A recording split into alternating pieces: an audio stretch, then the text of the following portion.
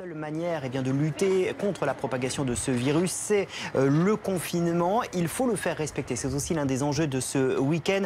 Yves Lefebvre, bonjour, merci d'être avec nous. Vous êtes le secrétaire général de SGP Police FO. On vous a donné consigne ce week-end de bien faire respecter ce confinement. Tout le monde doit être mobilisé, les militaires, les policiers. Comment ça se passe sur le terrain? Quelles sont les remontées? Ça se passe dans certains endroits relativement difficilement. On a vu hier soir déjà des événements dans certains quartiers de Nice. On en voit dans les banlieues, mais ceux depuis le départ. Je dirais en deçà de ces secteurs bien désignés, bien recensés, ça se passe globalement bien, mais ça se passe globalement bien jusqu'à quand? Pourquoi? Parce que les policiers sont particulièrement aussi atteints maintenant par l'épidémie du coronavirus. On a des collègues qui tombent tous les jours, les uns après les autres, malheureusement. Certains même dans des états critiques, nos collègues dans les Hauts-de-France, qui est en réanimation également.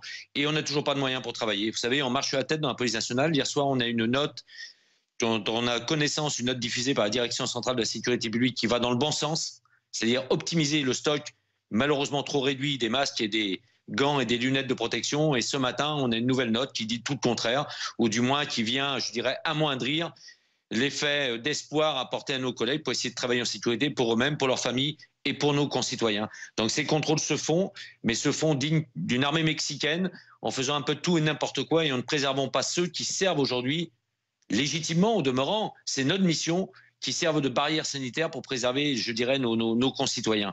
Et ça, c'est pas acceptable en l'état. Policiers qui menacent d'exercer leur droit de retrait. Une réunion a lieu avec le ministre de l'Intérieur lundi. Qu'est-ce que vous attendez concrètement de cette réunion avec le ministre de l'Intérieur, alors que Laurent Nunez, un secrétaire d'État, disait hier que les policiers, en effectuant les contrôles, ne se mettaient pas en danger et vous demandait tout simplement d'appliquer les mesures barrières. Difficile de respecter 1 mètre de distance quand on contrôle quelqu'un.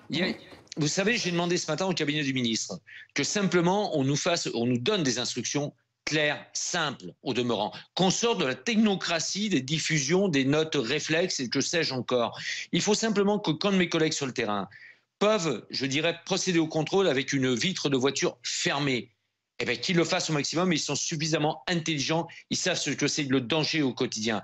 Mais en deçà de ça, en dehors de ces cas-là, on a des cas où malheureusement on ne peut pas respecter la barrière sanitaire, donc des 1 mètre. Donc pour ce faire, je demande à ce moment-là que mes collègues puissent être porteurs du masque, pas tous les collègues, ceux qui vont procéder au contrôle. C'est quand même simple à comprendre, c'est simple à mettre en application, et c'est ce qu'a demandé de faire hier au soir la Direction centrale de la sécurité publique avant d'être partiellement déjugé par les hautes sphères de la place Beauvau. Et ça, c'est pas acceptable. On demande simplement aujourd'hui, on sait qu'on est en pénurie de stock de masques. On sait bien évidemment, et je m'associe 1000 fois à cette option de d'abord approvisionner les services de santé, la médecine de ville, la médecine de campagne et bien évidemment les hôpitaux, en incluant bien évidemment toutes les personnes concernées dans cette boucle de la protection sanitaire.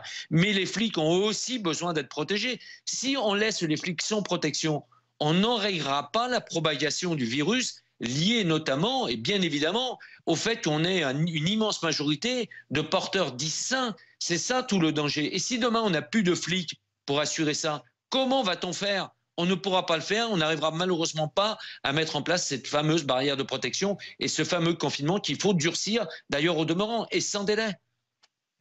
Merci beaucoup Yves Lefebvre, l'appel est lancé, on l'a bien entendu. Merci d'avoir été avec nous en direct sur BFM TV.